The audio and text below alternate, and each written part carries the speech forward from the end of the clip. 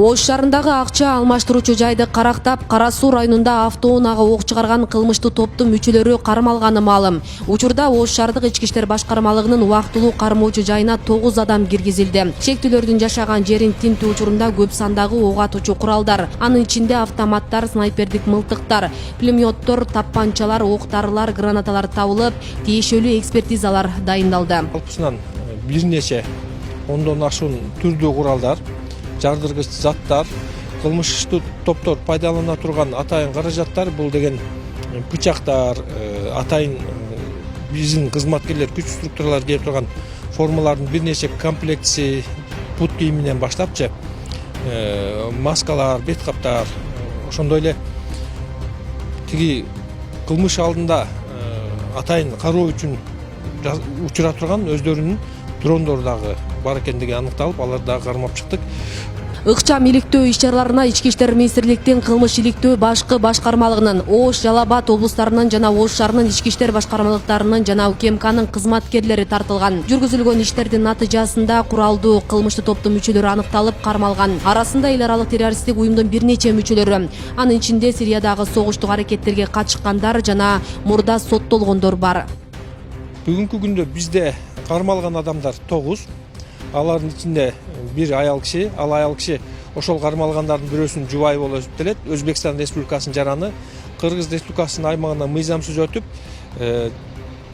документтерди жалган жерден жасап алгандыгы үчүн дагы жоопко тартылып отурат. Калган 8 адам ушул кылмыштуу топко тиешеси бар. Каракчылар быйылкы жылы Ошто 2 жолу куралдуу кол салуу жасап, чоң суммадагы акчаларды алуу максатын көздөшкөн.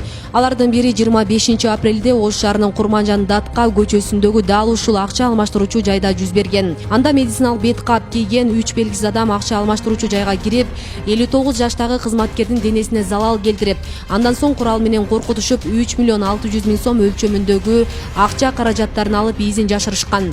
Бул окуядан кийин мындагы кызматкерлер дерлик бир жума жумушка чыгышкан эмес. Алар өз өмүрлөрүнөн кооптонуп, ишке болгон кызыгуубуз жоголду дешет.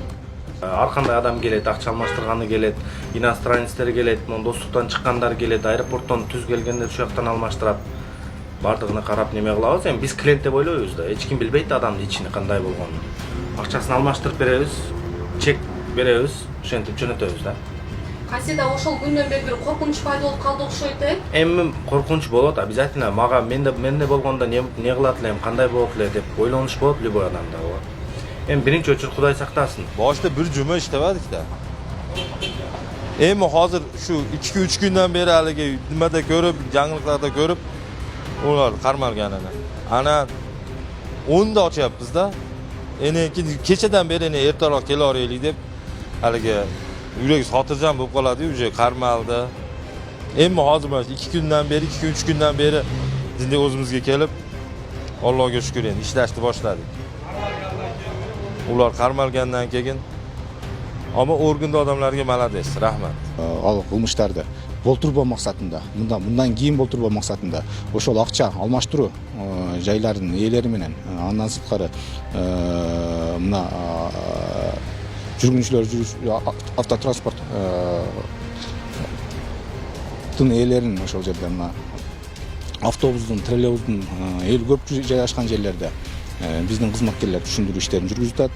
Каракчыларды кармоо операциялары дагы уланат. Негизги кылмыштуу топ кармалган менен аларга жардам бергендерди колго түшүрүү үчүн издөө иштери жүрмөкчү. Асия Сыдыкова, Шахрух Иминжанов, Регион телеканалы, Ош.